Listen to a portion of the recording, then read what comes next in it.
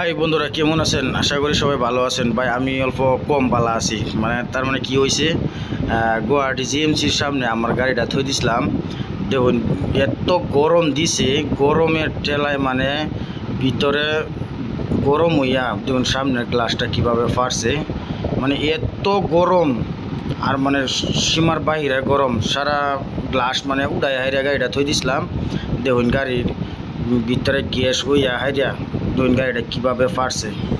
এই যে দেখছুন, এই যে ড্রাইভার সাইডে সিধা সিধে দেখছুন 2 ফুট 2-2.5 ফুট হইব সিধা বা উইন্ডশিল্ডটা ফাটছে। তো বন্ধুরা, এই ভুল করুন না, জানি যারা যারা গাড়ি চলাইন, গ্লাসটি ব্যাগটি উড়াই হাইরা রোদের মধ্যে ফালাইয়া থই না যায়। ফালাইয়া থইলে কিন্তু আমার মতন ঠাস করে একটা খাইবাইন, পরে কই না যে দেখুন কি হাল হয়েছে। তখন এটা তো দেখি যে অবস্থা হয়েছে, এটা রিপেয়ারিং করানো লাগবো। তো ভাই কি আড়া লাগাই লাগবো না করে দিবেন, একবার কমেন্টে জানাইবেন। বন্ধুরা, ফেভিকুড আড়া মারা দিলে কিরম, এটা মঞ্জিত না।